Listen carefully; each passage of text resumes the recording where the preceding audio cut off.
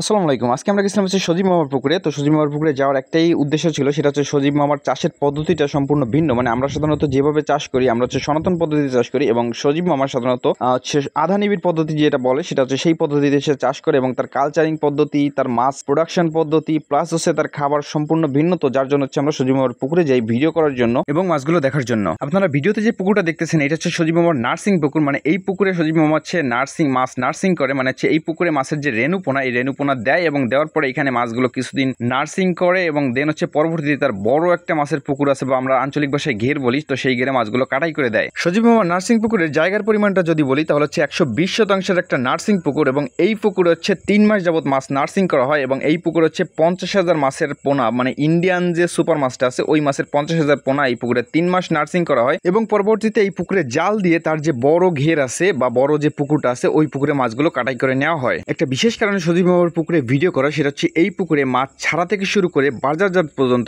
শুধুমাত্র কার্গিল ফিড খাওয়ানো হয় সকালে এবং রাত্রে। যেহেতু এই পুকুরে ভালো মানের খাবার খাওয়ানো হয়, তো আমাদের ভিডিও করার প্রধান উদ্দেশ্য ছিল হচ্ছে মাছগুলো দেখা, মাছের প্রোডাকশন কেমন এবং মাছের গ্রোথ কেমন। মাশাআল্লাহ মাছের পর্যাপ্ত পরিমাণ প্রোডাকশন ছিল, এবং গ্রোথের কথা যদি বলি তাহলে হচ্ছে মাছের বয়স ছিল 3 মাস। তো 3 মাসে মোটামুটি মাছের গ্রোথ বেশ ভালোই ছিল। যেহেতু সজীব মামা একজন সফল উদ্যোক্তা বা সফল মাছ চাষি, তো আমরা তার কাছে যাই হচ্ছে ভালো কোনো পরামর্শ নেওয়ার জন্য। আসলে তার মাছ চাষের পদ্ধতি, কিভাবে সে মাছ চাষ করে, কিভাবে কালচারিং করে। তো তার মাছ চাষের পদ্ধতিটা যদি আপনাদের একটু বলি, প্রথমত হচ্ছে এই পুকুরটা সিঁচে ফেলা হয়। সিঁচে ফেলানোর পর পুকুরের তলদেশে যে কাদা অংশ বা কাদা মাটি থাকে, এই মাটিটা উঠায় ফেলানো হয় স্যালো মেশিন দ্বারা। তো পরবর্তীতে হচ্ছে কিছুদিন রোদে শুকানো হয়, যেহেতু এটা একটা নার্সিং পুকুর, এবং এর পরবর্তীতে হচ্ছে এই পুকুরে ব্লিচিং পাউডার ছেটানো হয়। ব্লিচিং পাউডার ছেটানোর কিছুদিন পর হচ্ছে এই পুকুরে চুন প্রয়োগ করে দেন হচ্ছে নদী থেকে পানি ঢোকায় দেওয়া হয়। দেন পরবর্তীতে চেক করা হয় যে পানির পিএইচ ঠিক আছে কিনা, এবং পুকুরের তলদেশে অ্যামোনিয়া গ্যাস আছে কিনা। দেন হচ্ছে সবকিছু যদি ঠিকঠাক থাকে, দেন হচ্ছে এই পুকুরে প্রোবায়োটিক দেয়। প্রোবায়োটিক দেওয়ার পরে হচ্ছে এই পুকুরে মাছের রেণুপোনা দেওয়া হয়। পুকুরের রেণুপোনা দেওয়ার পর একটা নির্দিষ্ট জায়গায় নেট দিয়ে আটকে রেখে এই মাছগুলোকে কালচারিং করা হয়, মানে হচ্ছে খাবার দেওয়া হয়। এবং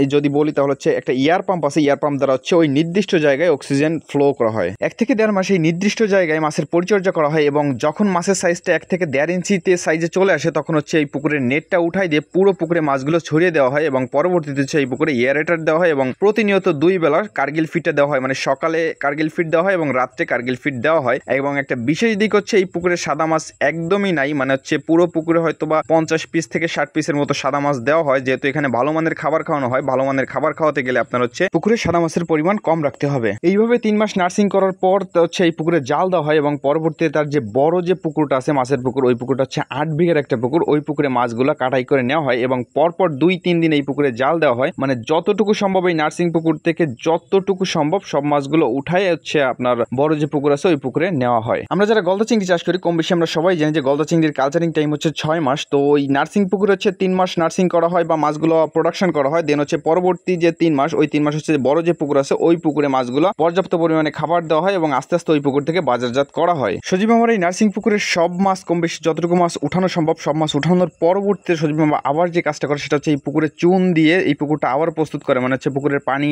যে পিএইচ আছে, পিএইচ লেভেলটা হচ্ছে ঠিক করে, দেন হচ্ছে পুকুরের অ্যামোনিয়া গ্যাস ঠিক করে, দেন হচ্ছে আবারও নির্দিষ্ট একটা জায়গায় নেট দিয়ে নদীর যে গলদা চিংড়ি পোনা আছে ওই পোনা এই পুকুরে ছাড়া হয়, এবং ঠিক আগের যে প্রসেস ওই প্রসেসে এই পুকুরে মাছগুলো নার্সিং করা হয় আগামী বছরের জন্য, এই মাছগুলো মজুত করার জন্য। মানে হচ্ছে 8 বিঘার যে পুকুরে মাছগুলো কাটাই করে নেওয়া হয়েছে, ওই মাছগুলো বাজারজাত করার পরবর্তীতে হচ্ছে এই মাছগুলো আবার ওই পুকুরে কেটে দেওয়া হবে আগামী বছরের জন্য। মানে আচ্ছা আমরা যেটাকে পুরনো গলদা চিংড়ি বলি, আসলে পুরনো গলদা চিংড়ির জন্য হচ্ছে এই মাছগুলো বা নদীর যে গলদা চিংড়ির পোনা আছে এই পোনাগুলো মজুত করা হয়। সজীব মামার পুকুরের মাছগুলো দেখে মোটামুটি এইটুকু ধারণা আসছে যে আপনার পুকুরে যদি ভালো জাতের মাছটা আপনি ছাড়েন, সেটা হতে পারে আপনার ইন্ডিয়ান সুপার, সেটা হতে পারে ফিশ টেক অথবা সিপির মাছ, আপনি যে মাছই ছাড়েন না কেন, আপনি যদি ভালোভাবে পরিচর্যা করেন তাহলে অবশ্যই আপনার মাছের ভালো গ্রোথ এবং প্রোডাকশন দুটোই আপনি পাবেন। তো যাই হোক, ভিডিওটার বড় করতে চাচ্ছি না, সবাই ভালো থাকবেন, সুস্থ থাকবেন, এবং যার যার স্থান থেকে আমার জন্য দোয়া করবেন, আমি যেন আমার কৃষিকাজে সফলতা আনতে পারি।